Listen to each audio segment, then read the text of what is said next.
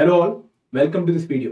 दोस्तों, जैसा कि आप जानते हैं कि EPFO APFC and EPFO EOU post की जो नोटिफिकेशन है वो यूपीएससी के द्वारा रिलीज कर दी गई है और 418 वैकेंसीज ईओयू पोस्ट की एंड 159 वैकेंसीज एपीएफसी पोस्ट की निकाली गई हैं।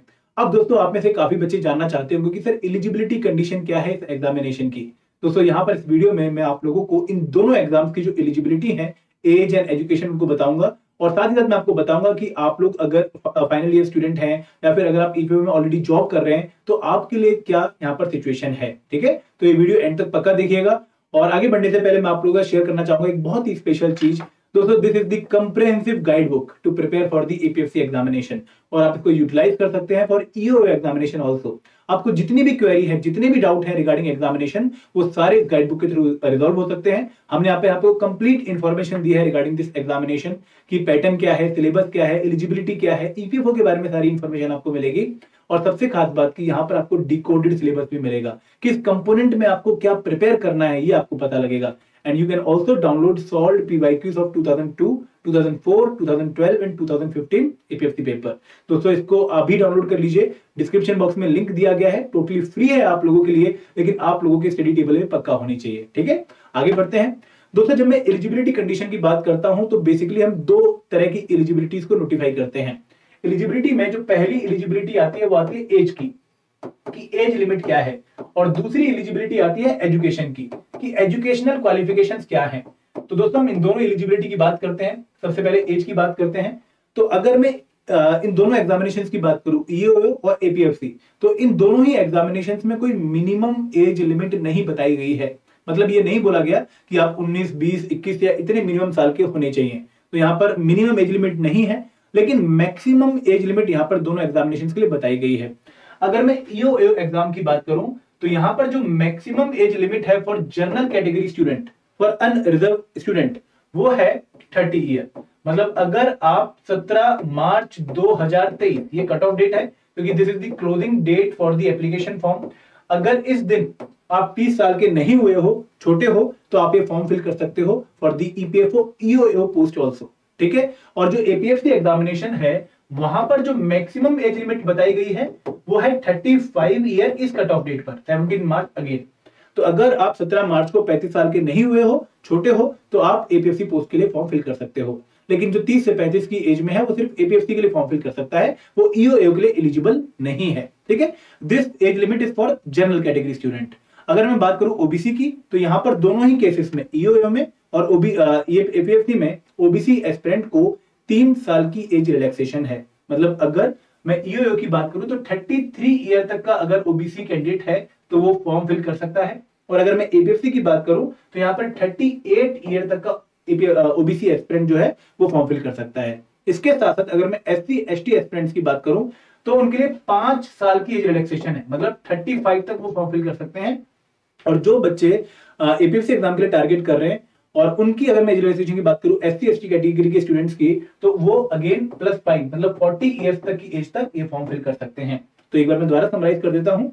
जो ईओयू एग्जामिनेशन है वहां पर 30 ईयर मैक्सिमम एज लिमिट है for general category aspirant, OBC के लिए 3 साल की एज रिलैक्सेशन है और एससी एसटी के लिए 5 साल की एज रिलैक्सेशन है। जो एपीएफसी एग्जामिनेशन है वहां पर मैक्सिमम एज लिमिट है 35 और वहां पर भी ओबीसी के लिए 3 साल और एससी एसटी के लिए 5 साल की एज रिलैक्सेशन है। आई होप ये सबको क्लियर हो गया होगा। उसके अगर मैं बात करूं एजुकेशनल क्वालिफिकेशन की, दोस्तों यहां पर 2 तरह की क्वालिफिकेशन है। एक क्वालिफिकेशन है इसेंशियल क्वालिफिकेशन, मतलब ये क्वालिफिकेशन तो आपके पास होनी ही चाहिए, दिस इज मस्ट। ठीक है, और दूसरी क्वालिफिकेशन होती है डिजायरेबल क्वालिफिकेशन, कि अगर ये क्वालिफिकेशन आपके पास होगी तो बहुत अच्छा होगा, सोने पे सुहागा होगा। तो जो आपकी इसेंशियल एजुकेशन क्वालिफिकेशन है for both the examination EOU and APFC, वो सेम है कि आप लोगों की जो बैचलर है वो कंप्लीट होनी चाहिए। You must have completed your degree from any recognized university। वो recognized university AICTE approved हो, ज्यादा बेस्ट रहेगा। तो ये आपकी एक essential क्वालिफिकेशन है कि आपकी ग्रेजुएशन कंप्लीट हो, और वहीं से आपकी मिनिमम एज लिमिट भी लिंक करती है कि अगर आप मान लो 24 साल के हो और आपने अभी तक ग्रेजुएशन कंप्लीट नहीं करी है तो आप फॉर्म फिल नहीं कर सकते। लेकिन अगर आप 21 साल के या 19 साल के आपकी ग्रेजुएशन कंप्लीट है, you can fill the form. और दोस्तों, यहाँ पर एक बात ध्यान ये रखनी है कि अगर आप लोग फाइनल ईयर स्टूडेंट हो और जब फॉर्म भरे जा रहे हैं, फॉर्म की जब लास्ट डेट आ रही है, अगर उस दिन तक आप प्रोविजनल डिग्री सर्टिफिकेट प्रोड्यूस कर देते हो तो आप इस पेपर के लिए अप्लाई कर सकते हो, ईओ एंड ईपीएफसी दोनों के लिए। लेकिन अगर आपकी जब तक प्रोविजनल डिग्री नहीं आती है या फिर आपकी फाइनल मार्कशीट नहीं आती है तो आप अप्लाई नहीं कर पाओगे। ठीक है, ये बात एकदम ध्यान रखनी है। अब बात आती है डिजायरेबल क्वालिफिकेशन की। देखिए, डिजायरेबल क्वालिफिकेशन जो एपीएफसी एग्जामिनेशन के लिए है, वो बोला गया है कि आपके पास अगर पोस्ट ग्रेजुएट डिप्लोमा है in company law, in public administration, तो आप लोगों को एडवांटेज मिलेगा। You are considered to be a desired candidate.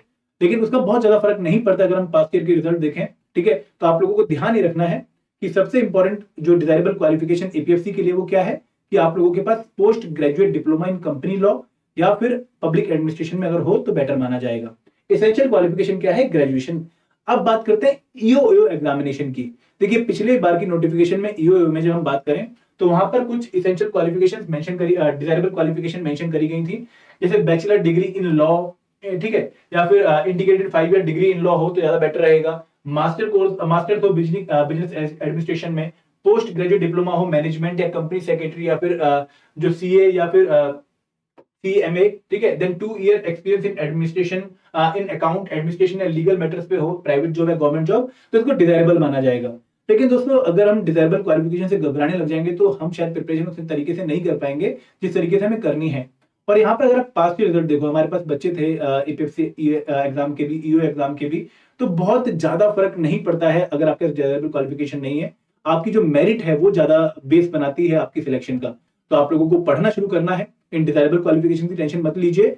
अगर आप एसेंशियल क्वालिफिकेशन मीट कर रहे हैं, अगर आप एज ब्रैकेट में हैं, तो आपको इस एग्जाम के लिए पक्का अप्लाई करना चाहिए और प्रिपरेशन स्टार्ट कर देनी चाहिए। अगर किसी बच्चे को एलिजिबिलिटी के रिगार्डिंग कोई भी डाउट है तो आप लोग नीचे कमेंट सेक्शन का यूज करिए। और इसके साथ साथ अगर आपको बात करनी है तो आप 8146207241 मैं नंबर लिख देता हूं, 8146207241 या hello@edutech.co.in पर एक मेल ड्रॉप कर सकते हैं। ठीक है, तो यहाँ पर अगेन एलिजिबिलिटी के रिगार्डिंग अब किसी बच्चे को कोई डाउट होना नहीं चाहिए। मैंने बहुत क्लैरिटी के साथ आपको एलिजिबिलिटी बताई है। तो I hope this is fine for you. Thank you very much. जय हिंद, जय भारत।